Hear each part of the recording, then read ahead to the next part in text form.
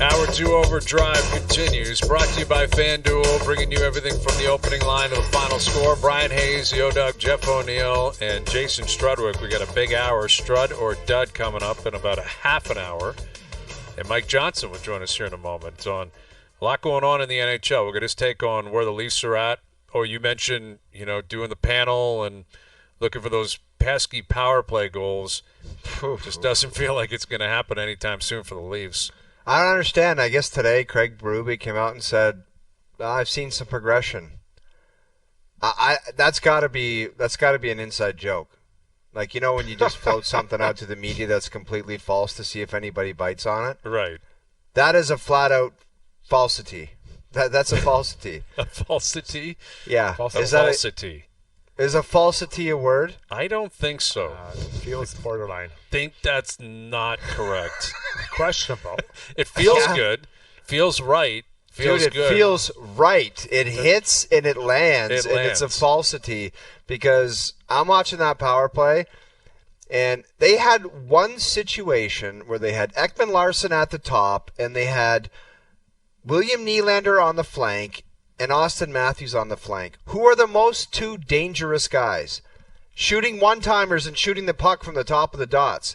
And that's what you want. You want two guys, two threats that make the penalty killers take something away. And if they do that, guess what? Something else is wide open, a down low 2-on-1 play in front of the net, because there's only 4 of them and 5 of you. They get stopping up and skating with the puck and carrying the puck instead of moving it. I honestly am at a point where I don't know what they're doing or what they're trying to accomplish. I don't. I really don't. I hear you, man. And it's like if 5-on-5 you want to get the puck in and get after it, they are obsessed with the mandatory middle of the ice, the neutral zone. I got to drop it back. I've got to do it. It's like we can't do this power play unless we drop it back there. I don't know. Skate it in or get it in. Why do you got to drop it back every time? I'll tell you, as a penalty killer, what I always found hardest was puck movement, quick puck movement, because now I had to react and move. When someone carried it or held it, it gave me a chance to reset. And all my buddies, the other 3, okay, let's just calm down. Everyone get back calm in their down. spots. He's skating around with it. He's putting it on his backhand. He can't go anywhere with it. It's so easy to kill against. It is. So you got to move that puck quickly and with a purpose. And all the good power plays, like, obviously Oilers have had a pretty good one. But before that, I think of Tampa Bay. Think about the way that they tapped that puck around, right? Kucherov, Stamkos, Hedman, all these guys. They were so quick, and their passes were crisp and catchable. And then the other guy can now make a quicker play. So that is what I like to see in penalty kills, or I didn't like to see as a killer.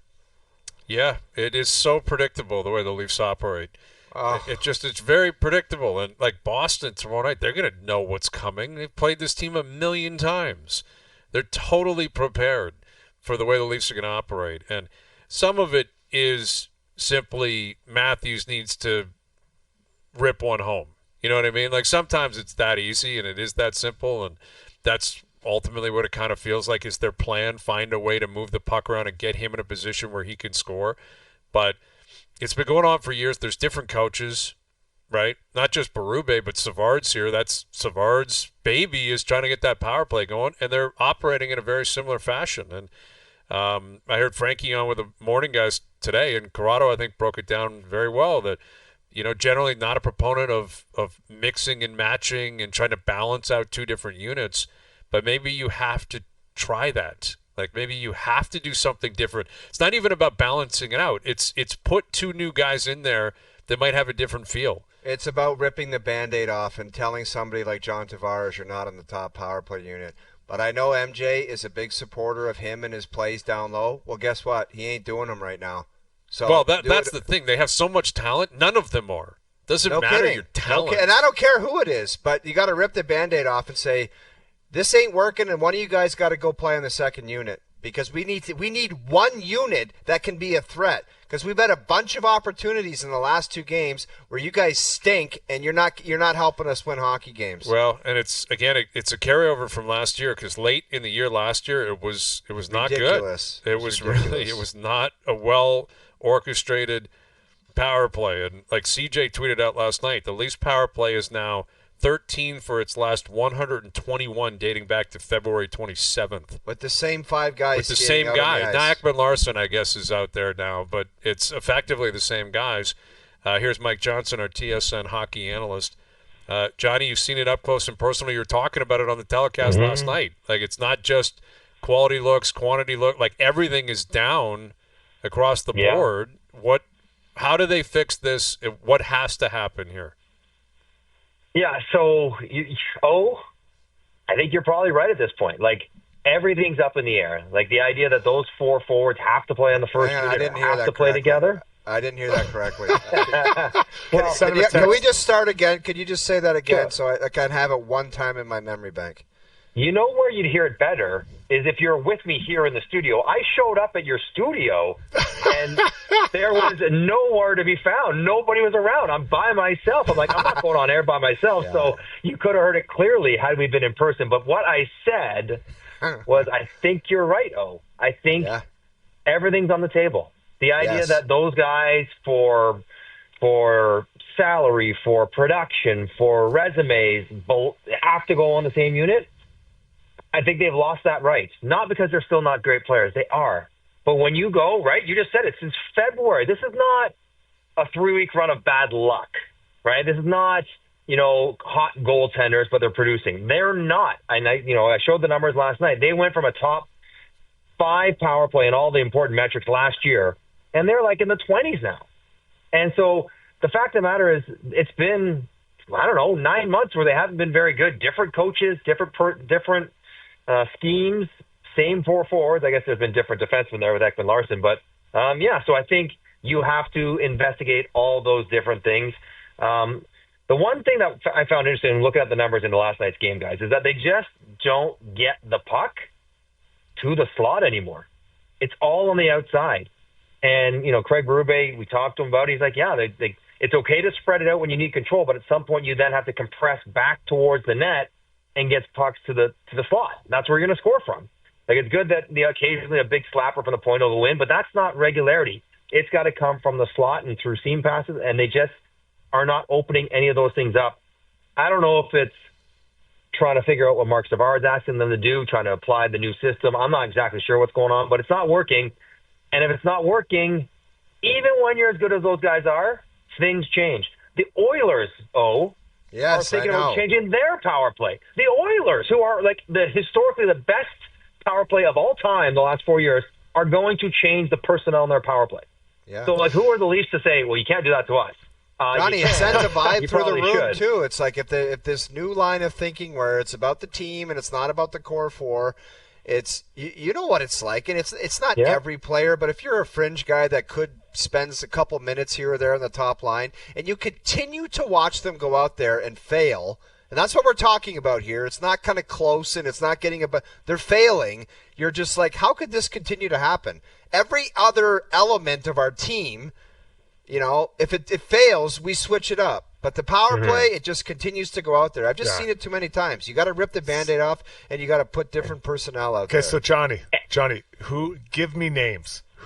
Which players would go in? Like who do you see as fits? Is it Nyes? Who do you see as the guy that would be to come in, and where do you put him on that power play? And who play? comes out? If someone's going in, who's coming out? The issue, That's right? So twofold. You're gonna have a defenseman Ekman-Larsson, Riley. Let's say it's Ekman-Larsson.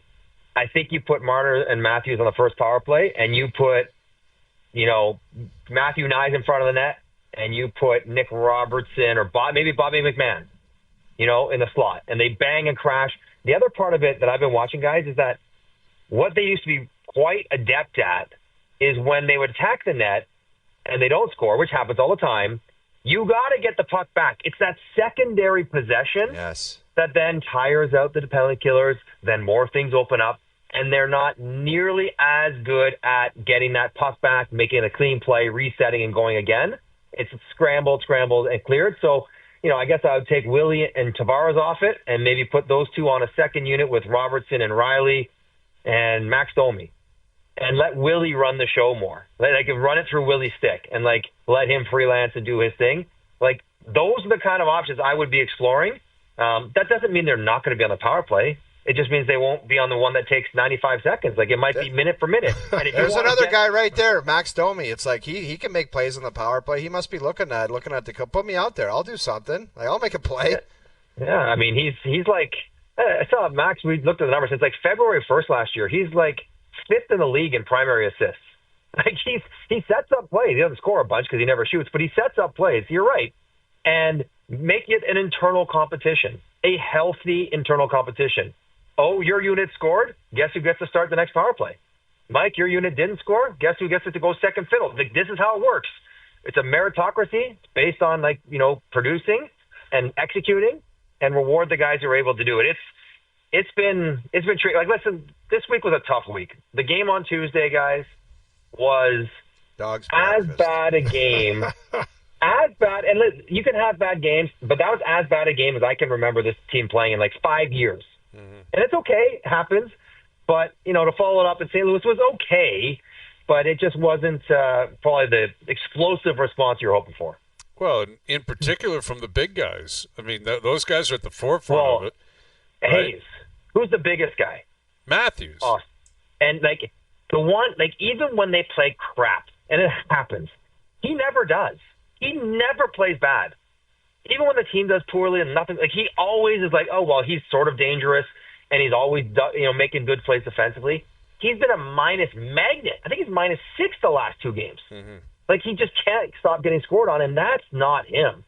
Plus the chances that he's creating that are not going in the net. Like, he had one that would have gone right in, hit Parayko's foot. He had one that was all alone in the slot. He fired it over the net. Like, shots that went in for him last year and go in for him usually are not going in, but it's more the stuff away from the puck. The fact that line's been scored on so much, that's doubly surprising. The performance of the whole team as a whole, but Matthews as an individual defensively, because he's so reliable usually, and they haven't been. Yeah, it kind of feels like the two of them are kind of have this bad mojo going, Matthews and Marner. Like, they haven't been playing well. Would you think about putting Willie with Matthews and Marner with Tavares or Domi? Like, I'd be thinking of changing something up. Statistically, Willie and Auston are more productive than Mitch and Auston at 5-5, historically. So they don't always play together, but that's sort of what the numbers would tell you. I don't know if they're going to, these are pretty seismic changes we're talking about. If they're going to break up all the top 6 lines, break up the power play, not saying you don't have to think about it, but they're not going to do it all at once. But mojo is an interesting word, but I'm down there, right? Like, I'm between the benches, I'm around the team, and I know the guys are trying to execute the game plan as is laid out. They're trying, like, they're not Tuesday notwithstanding, they just weren't into it. But every other game, like, they're doing their best to do what they're supposed to do. But some part of it, guys, feels to me like the game has gotten harder. And man, maybe people say that's good because they played it like it was too easy. But it's gotten harder, and it's gotten tighter, right? They don't generate as much. They're trying not to give as much. The margins have become finer. And when the margins are fine, if you make mistakes like they've made the last couple games, then you're going to lose. And now maybe the message is, if this is how it's going to go, like, maybe Leaf fans and the players should sort of prepare themselves mentally, like, it might not be as easy a regular season. Not that it's easy, but they might not feel as easy, right? You don't score as much. You don't get as many points. You don't have so many high-scoring games. Like, it's going to be a grind, because the idea being when you get to the playoffs, it's always a grind. And you'll be more prepared, better prepared to succeed in that environment, because right now it feels hard. At times when you watch them in years past, when they play really well, it's not easy, but it looks easy and it looks fun. And I just wonder if it's going to be a little bit of a different vibe around the team this year. Yeah, that would kind of go against the idea of a new coach bump, right? Like, it would almost suggest that the new coach is actually, it's been a challenge for the players, right? Like, as opposed to an inspiration for the players. But I wonder if the new coach bump, Hayes, would have to be seen in goals against and chances against. It's not about even wins and points, but more like those kind of metrics, or like whatever he's trying to do, like, comfort in one goal, whatever it might be. Slot goals, rebound goals, playoff style goals, whatever they think they need to do better to be more successful in the playoffs, which I think are some of those things. They would look specifically to those numbers, say, okay, well, are we getting better at getting to more rebounds and getting more second chance opportunities and winning more battles on the boards? And if we are doing those things better, we're not going to worry about 100 points versus 108 points. We're not going to worry about 50 goals for an individual player versus 42, because the things that we think we need to do better to win the playoffs, we're improving at. Now, you'd have to talk to them internally about whether that's actually happening, and we'll have to wait to see if that matters in the playoffs. But I just wonder if just some of that is going to be the reality of this year. Go ahead, Strud. Yeah, we talked about a goal earlier, the one that Neighbors pokes off Nylander's stick. And I know it's unfair at times to just zero in on one play, but it's the idea of taking risk, Johnny, when the reward isn't great behind it. Because if he gets by Neighbors there, it's not like there's a breakaway on the other side of that. So, I think Berube's trying to help these guys, understand that there's... Oh, we're losing Strud, but I can pick up where he's going on that, because he was talking about it earlier, like the idea of, the risk and reward, picking your spots, understanding, where you basically are willing to go for it, not willing to go for it, etc. Because, Willie and those star players have kind of had carte blanche at times. Like Sheldon would get on them for mistakes like that. He would have snapped the other night too. But, are these players... How long do you think that would take for that kind of stuff to break? Like those type of habits to break for star players who have been in the league for 9 years? Okay, so it will take a minute because they've been really successful doing it, being allowed to do it the way they've done it previously. If they're not going to be told to last man back, you can never try to, skate around a guy at the offensive blue line. Like Willie has done that for 5 years with great success. And like 3 times a year, he turns it over and it's a breakaway the other way. But the other 700 times he does it, they maintain possession. They may not get a goal, but they maintain possession. Something positive happens in the offensive end. And that's the conversation. Are we willing to live with the 3 or 4 bad ones for the 100 good ones? Or no, when you're in that situation, we live with 0 bad ones. And if that's the standard, and like in the playoffs when it's a 1-1 game, that is the standard. Like you don't do that, right? So and this is the push-pull. And I believe the guys are trying to do it. But my bigger, not concern, but the flip side of that same conversation to me is what makes the best players on Toronto special is that they do stuff that other players can't do, other players shouldn't do. And Willie generally will attack a guy at the offensive blue line without anyone behind him and have it work and create something good out of it. If you take that away, Mitch Marner, one of the best right wingers in the league, if you ask him to chip the puck in and hit people and battle for net front position and rebounds, are you maximizing what Mitch Marner does well? Or he'll be good in that situation, but will he be as great? This is the push-pull that I am curious about how it goes throughout the year. Because are you dumbing down is not the right term, but are you simplifying to the point that you're negating some of the special skills that make your best players elite? And how do you manage that? How do you make them allow them to do what they do, but also within the construct of what the team is trying to do as a whole? I don't know if they exactly found that answer yet, but it feels like it's not. It's going to be a longer-term discussion as they try to figure it out. Johnny, what did you see in net last night, and what would you do as far as the rotation this weekend? He was fine. He wasn't great. He let in, the Texier goal, the quick wrister, you'd love a save there. Good shot. Even the Holloway in front, pretty big 5-hole it opened up. Breakdowns for sure, but, the Broberg one, it was a screen. He didn't see it. So, the goals that got past him, maybe he could have saved 1 or 2 more. But he also had a couple back doors, I think 2 breakaway saves. He was fine. He wasn't as good as Stolarz has been this year so far. I think the rotation is now they settle into the kind of rotation maybe they anticipated, where it's basically 1A, 1B, and they just kind of rotate along and give Wall a chance to find his game. And if he doesn't, if he's not quite as good as Stolarz, or Stolarz stays on this heater, then it goes 60-40. We treat Stolarz as a starter. But I think that's a few weeks away. Let Woll get up and running, healthy, into a rhythm. Don't make him sit out 3-4 games in a row while Stolarz plays. Don't wear Stolarz out, who hasn't played a whole bunch of games.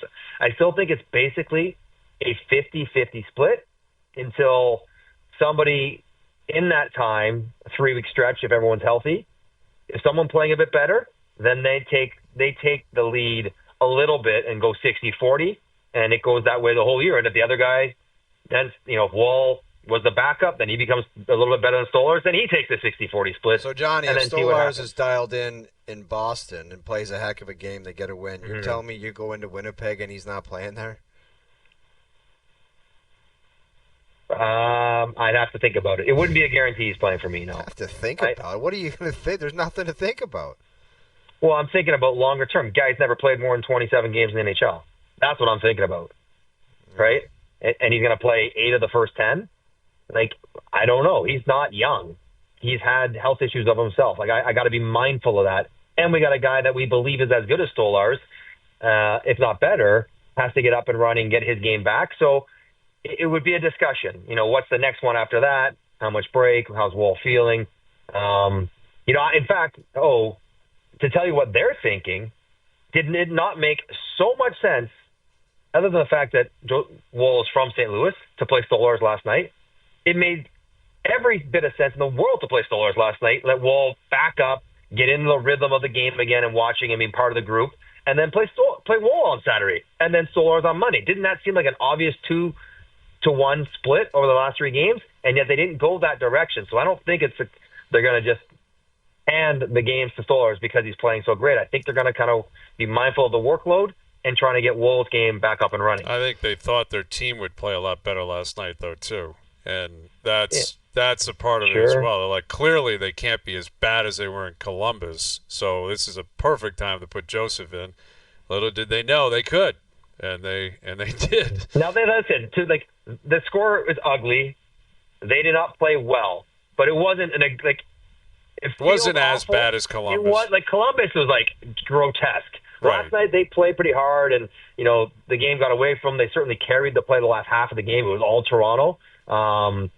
But even that, Hayes, to me is interesting and probably vexing to the players because they carried the game and they couldn't score, right? They just don't score right now quite as easily. Even though they generate chances and offensive zone time, they're just not scoring quite as easily. It doesn't feel that way. In the wins they do and the losses they don't. And that's, you put up 40 shots, you don't expect to have 1 goal. So they put up 50 against Montreal, scored none. Put up 40-something against St. Louis, got 1. The other team's goalie can't be the first star frequently. Not with this team. That shouldn't be an issue. And yet, it's happened a couple times. Again, it's all part of the new equation that everyone's trying to work out. Surprising, not surprising, actually, we haven't talked about the D, the most important part of any team, Johnny. So are the new pieces slotting as you hoped for the Leafs this year? Yeah, it's so strange. I mean, the last 2 games are strange because the first 6, you're like, oh my God, Chris Tanev is unbelievable. He turns the ice in his favor. The shot blocks, a penalty kill. Morgan Riley's numbers are up. Exactly what you want. Ekman-Larsson, he's leading them in minutes. He's picking up points. He's now manning the first power play. How could you complain about what those new guys are doing? And yet the last 2 games, everything sort of skews. You're like, I don't know. Nobody looks very good. So I think generally speaking, Struddy, they're getting what they want. Tanev is who he is, and he's doing a good job as he's supposed to do it. Oliver Ekman-Larsson has been solid up until Columbus. He was not very good. Last night he was okay. He will have to carry some of the responsibility if you're going to be on the first power play. Some of that's on you, but yeah, I think the defense, the 2 new guys have been good enough. I don't know if there's going to be a Timothy Liljegren sighting. Feels like if he doesn't get in the lineup after the last 2 games, the hell's got to have to happen for him to play. Exactly. Right? You sign a 2-year deal. You make $3 million a year. You just gave up 11 goals to Columbus and St. Louis in 2 games, and you can't get back in there. That would be damning to their thought of where his game is at right now. That's the end of the road, bud. That's the end of the road. You're playing somewhere else shortly, but the D has been fine. I think Tuesday game was terrible, but a few big breakdowns in the defensive zone last night. But overall, I don't think the D are, there's much to complain about there. We got Sid and the Pens in Edmonton tonight. Sid versus McDavid. Like, what does this mean to you as a hockey fan? I guess if you want to get nostalgic, it could be like a passing of the torch kind of thing, where Sid's been the best player for a long, long time, and now Connor's the best player. You already heard Connor talk about that Sid should be the captain of the Four Nations team, and that kind of mutual respect. What I will find enjoyable to watch, if Edmonton lets it happen, is how Sid tries to play defense against Connor. Because, they probably will try to get him out there, which is a testament to how good the guy is at 40 years old. Like, he's the matchup centerman to play up against Connor McDavid. It's crazy. That will be kind of fun to watch. But, yeah, I mean, beyond that, they don't, there's no history there. Not even international history. So it's like Sid was the greatest, Connor now is the greatest, and I guess that makes it interesting. Yeah, I think, listen, McDavid's been in the league now for 10 years, so it's not as if it was Bedard-Sid situation. Mm-hmm. Bedard, when he first came into the league, it was significant. But these have been the two faces of Canadian hockey for a long time. And, Sid still he's got the one up on Connor because he's won. He's won it before. He's won 3 cups. He's been to 4 cup finals. Connor now has been to a cup final. But by the time Sid was in his 10th year, he had already won a cup. Is that fair, though? Is that a fair comparison? It is a comparison. Yeah, it is. I think so. Is that fair? Yeah, absolutely. I think at that level, we're talking LeBron and Jordan and Mahomes and Brady, McDavid and Sid. They got to play by the same rules. Yeah. Why wouldn't they? The hockey's different than those other sports. Is it than football? How is it different than football? Because a quarterback is more impactful than the best player in the world in hockey. And he is. I think you'd acknowledge that, Hayes. I'll grant you that in terms of the individual position. Sure. In basketball, LeBron is far more impactful than any player ever. Right, but we're having an isolated conversation about LeBron versus Jordan, not LeBron versus the field. Okay, so I guess I am to win cups. So much has to go right beyond. He set a record last year for assists, and he had 40-something points. He didn't win. What are you gonna? He won the Conn Smythe in a losing case. What are you gonna say? Boy, he didn't come through. He didn't win a cup. What are you gonna do? He did something no one's ever done on the route to trying to win a cup while playing with a busted up abdomen. I so guess, do you think would you say he's already had a better first 9.5 years than Sid did? No, because part of getting judged is by winning, which is through no control of his own. But that's how people will compare him. Has he been better offensively than Sid? They compare themselves. Who had a better you just first had 9.5 a falsity, years? Hayes. That's a falsity. What you just falsity is a correct word. It's an accurate word. It's a you better apologize, pal. I owe you an apology. Falsity is a phenomenal word. Good for you. But who had a better first 9.5 years of their career? Sid or McDavid? Not how people would answer. How would you answer? Probably Sid. Thank you. Yeah. Yeah, exactly. Because he won. This guy's so horny right now that you just said Sid. Because he won, but that's the whole point. What's the difference? I would say Connor had a better offensive 10 years, but that's not the only part of the game. I think Sid's been a better two-way player. I think Sid had international opportunities to play. Right, which is unfair. That one I'll grant you. In his lap. Yeah. That one is not fair to Connor. That you can't, because he hasn't had the chance to play. No. Right. That one for sure. I'll grant you that. That's indisputable. It's Sid got to play. He's lucky, and when he did play, look what he did. He scored the goal. He was phenomenal in 14. I guess he hasn't scored a lot in the Olympics, Sid. Right. In 14, they barely scored. They won 3-0 every game. 2-0 every game. And even in Vancouver, he scored the last one, the great one. But I think he only had 2 goals that whole tournament or something. So, yeah, I guess I have a hard time. I'll look at it this way, Hayes. I will applaud and salute and celebrate the guys who do win and how it adds to their greatness. I guess I won't hold it that much against the guys who haven't won against their greatness because Connor McDavid cannot do more than he's done in the playoffs. He's done more than Sidney Crosby's ever done individually in the playoffs, right? And yet, so it's hard to say, you know what, he didn't do enough. He's got to do more because that's a tough standard you're holding him to. It is a very tough one. Yet, again, when you hold the crown, that's what comes with it. We're talking his reality, for sure. Very isolated amount of players.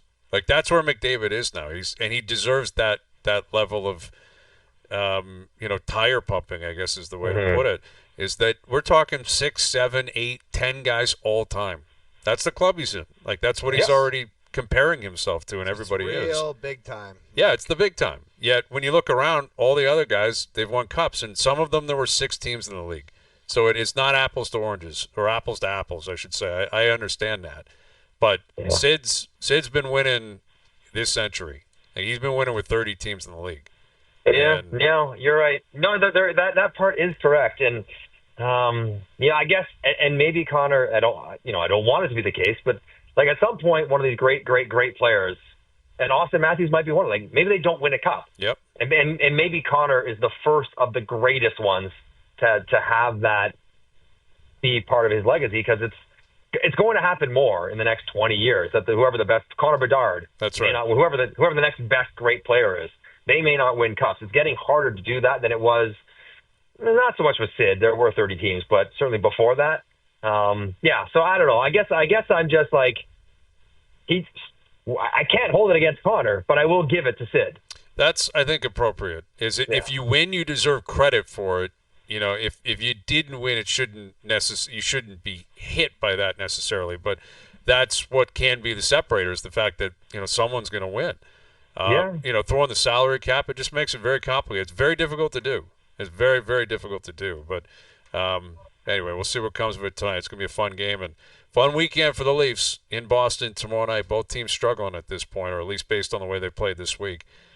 Enjoy it, Johnny. We'll do it again early next week. Boston canceling their practice today. Feels like there's going to be a coaching change. Like Toronto's not the only team that's got some stuff going on. Something's right now, going on. Something's cooking down there. Something's going on down there in Boston. You're right about that. We'll see. All what right, guys. comes of it. Listen, I'll hold the fort down at the studio because you guys are all comfortable at home. Please do. Have a great weekend. Please do, Johnny. I appreciate you going to work. You do 4 Sens games a year, and you got to brag about it. Come on. 4 more than you, Will. 4 more than you. Yeah, that's valid. There's Mike Johnson, our TSN hockey analyst, joining us here on the Maple Toyota Hotline. Yeah, Noodles in Vegas calling a game in half an hour. Vegas Ottawa game. I think Olmark's playing, right? Like that's what I was reading this afternoon.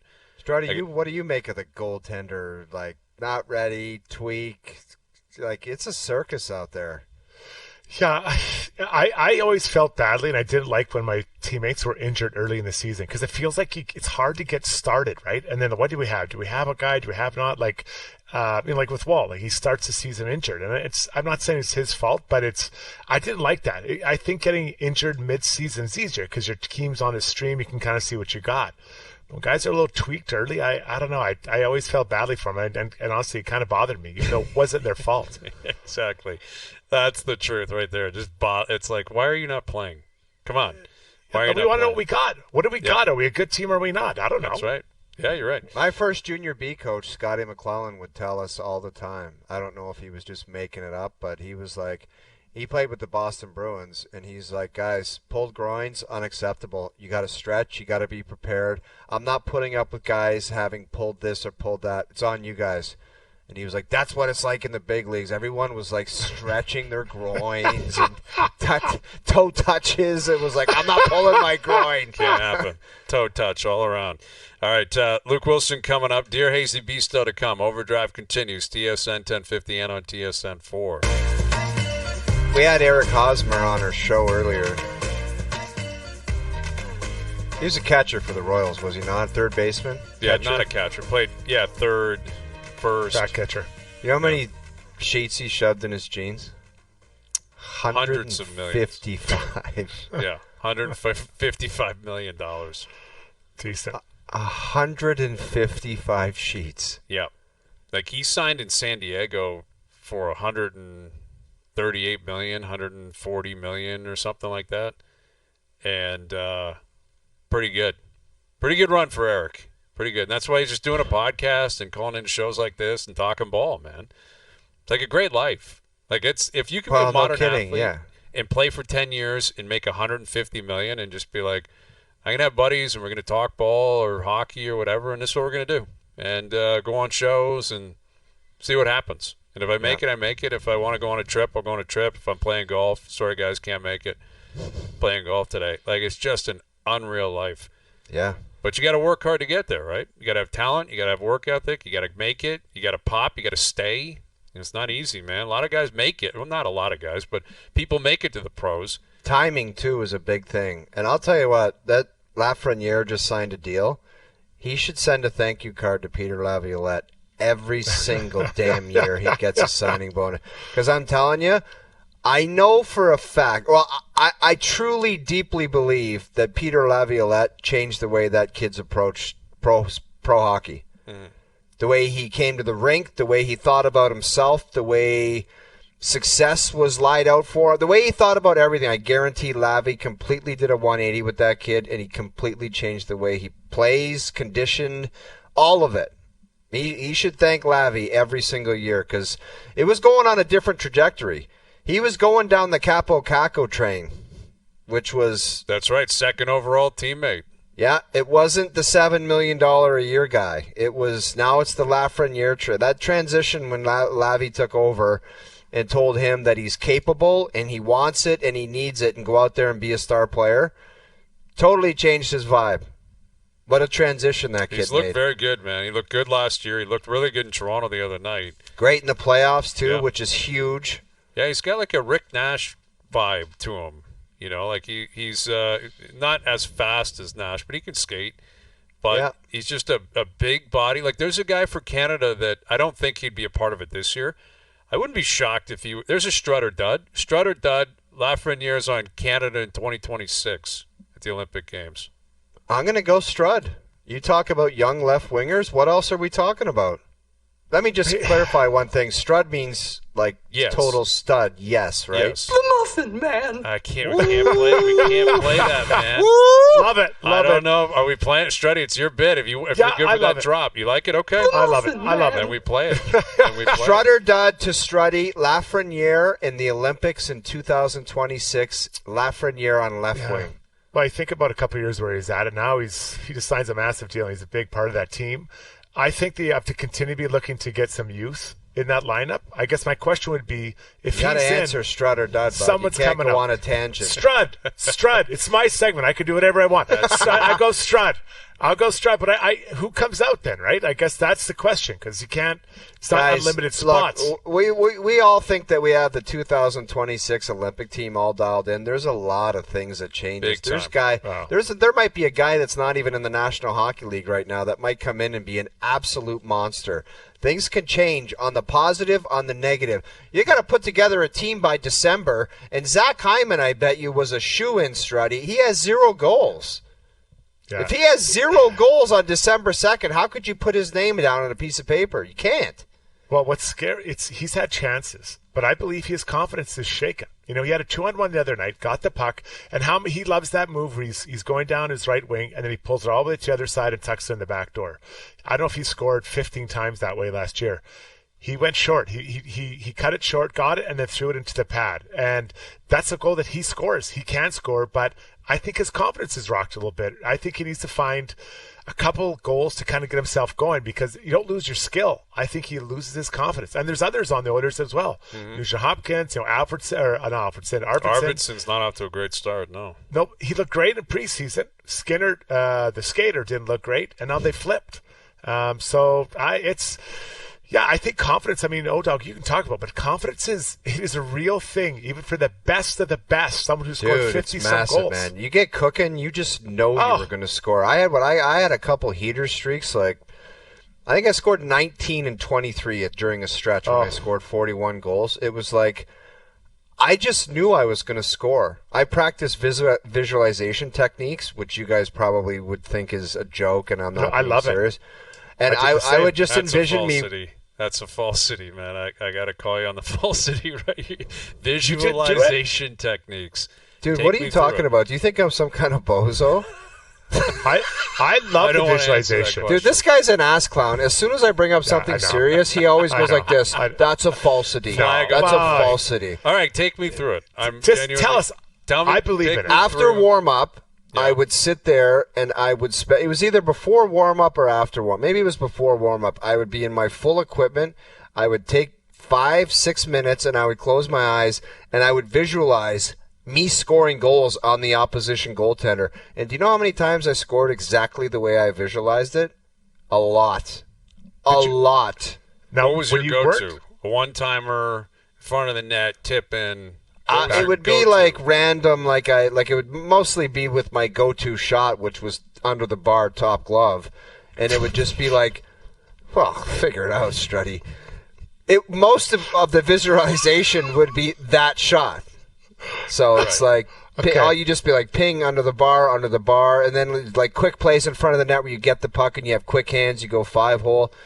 Any kind of way around the net where you could score a goal. One time, I would go through the whole secrets of the way I scored goals, and it would just happen.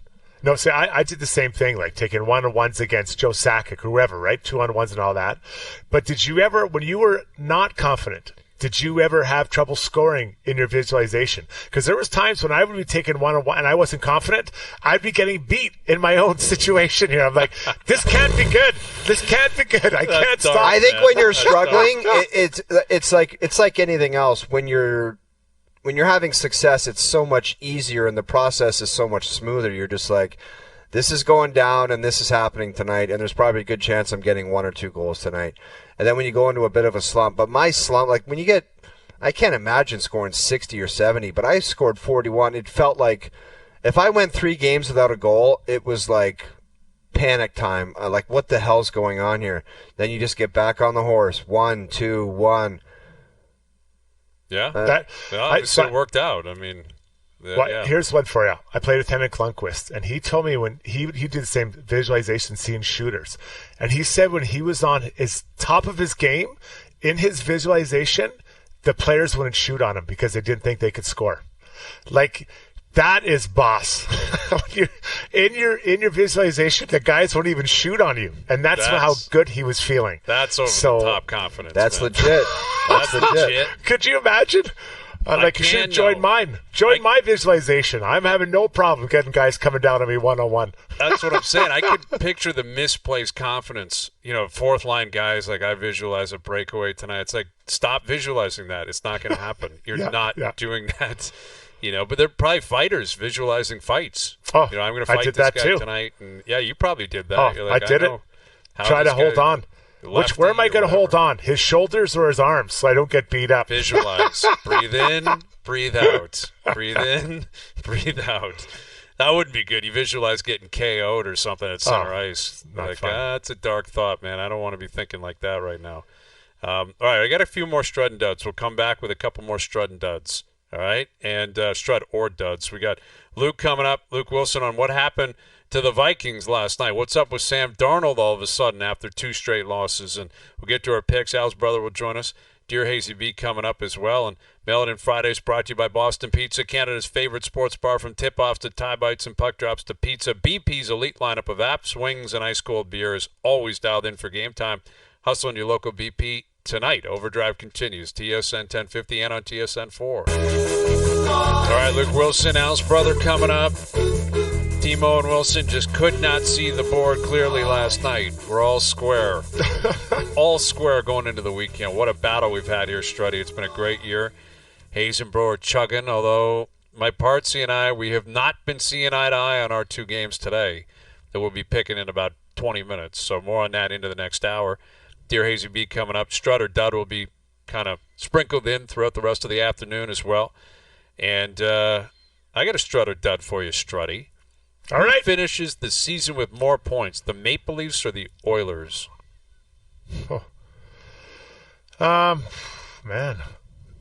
You know what? I think the Oilers' D right now is troubling. They have what I would call 3 number 6 or 7 defensemen, and 2 of them are in every night trying to be a 4th defenseman and a 6th defenseman. And that's why a real didn't they challenge. sign Broberg then? Why didn't they match him? Yeah, and that's a fair question, right? So who would have come out? You'd probably have to move out Kulak for that, and maybe Corey Perry, but you still have to replace those players with other bodies. Sign Jeff Skinner, or Yeah, that's fair point. Yeah, so there's lots of what ifs now, right? Yeah, of course. And the handling of that might be a case study for the Oilers, but also for other teams. Like, hey, when you're done your season, sign those younger guys as quick as you can. So that offer sheets aren't an issue. Like St. Louis just did Jake Neighbors. What was it, yesterday or 2 days ago? Yep. Man, I'll go Oilers. I think the Oilers they'll get a heater. I think that they understand how to play, but I think they're hungover. Like their preseason was very sluggish. They started off very sluggish. Where I think the Leafs are trying to learn and not learn, but just trying to adjust their style of play. And I think there'll be some fits and starts. So I'm going to go Oilers. What do you guys think? Oilers on that. Yeah. I think it's a tight race. I do. I think both teams, again, the way it's started for Edmonton, they're playing with some fire there.